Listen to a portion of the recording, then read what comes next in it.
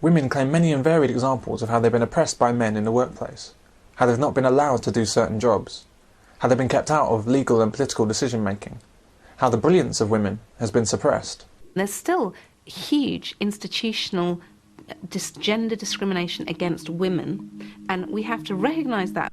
We're not reminded that society much prefers to send men into battle, down mine shafts, up telegraph poles and into sewers, and they'll certainly not tell you why society is happy to send men into danger whilst protecting women from the same.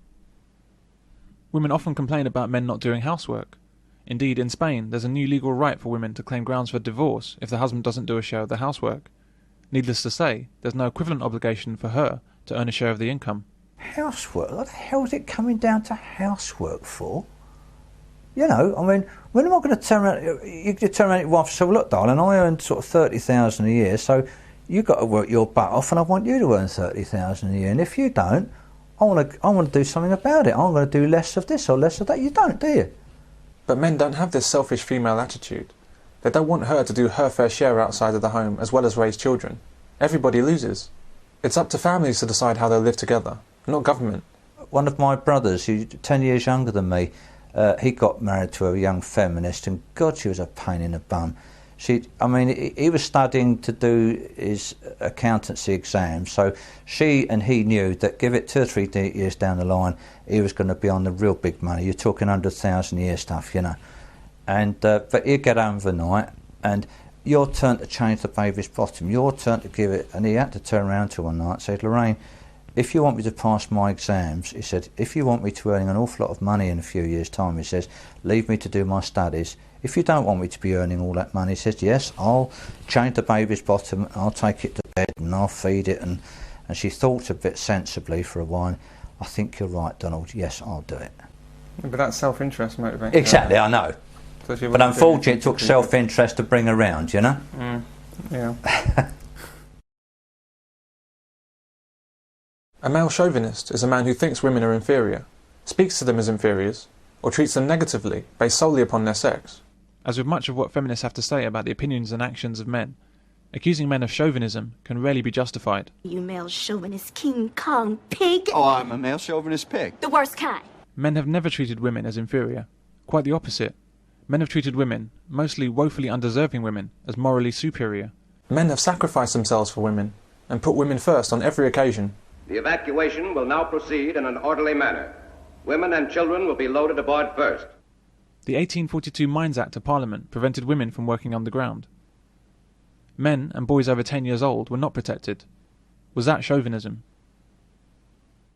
Only men were conscripted for the world wars. Was this chauvinism? In the Falklands War, Margaret Thatcher, a woman, sent exclusively men to fight and die. Even royalty doesn't escape risk, as women do. The Duke of York, who saw service as a helicopter pilot in the Falklands. Is this male chauvinism? When the Titanic sunk, it was women to the lifeboats first. Was this male chauvinism? Men created labour-saving devices for women before seeing to themselves. Before air filters were designed to reduce fatal lung damage from coal dust poisoning in mine shafts, men were inventing washing machines and vacuum cleaners for women to make their lives easier. Was this male chauvinism? Or perhaps male chauvinism occurred during the 1950s, when men, and only men, had nerve gas tested on them at Porton Down. Chauvinism has never been a part of male behaviour. If it was, it would be women dying on our battlefields, collecting our garbage, and cleaning our sewers. The third ever Nobel Prize went to a woman. In fact, she was awarded 2 prizes in 2 different fields. If men were chauvinist, we'd never have heard of Marie Curie. Men will always recognise ability where it's apparent. However, where men doubt the abilities of a superior, whether male or female, they're unlikely to willingly follow them. You do not piss around, am I clear? Boss. Can I ask a question, Bill? Yes, Tony. You ever been a station officer before? No. No, I haven't. General, I'm going to need a military liaison with intel background and Russian contacts. You got it.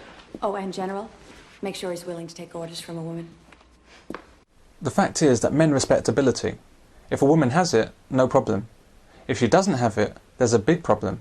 This female general probably doesn't know what a bullet looks like, and has certainly never faced one. Men have to earn respect from other men, regardless of station. What happened to saluting an officer when he leaves the room?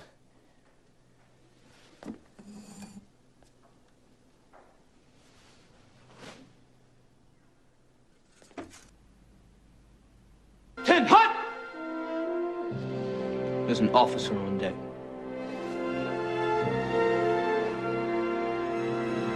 The problem with women is that when they fail to earn respect, they hold up their sex like some kind of shield to disguise their incompetence. My wings are like a shield of steel. That's why women promoted in the armed forces is such a travesty. They haven't proven themselves, they can't do the job, yet men must follow their orders, or else they have a problem with women. Men don't have a problem with women, they have a problem with incompetence. It may get them killed.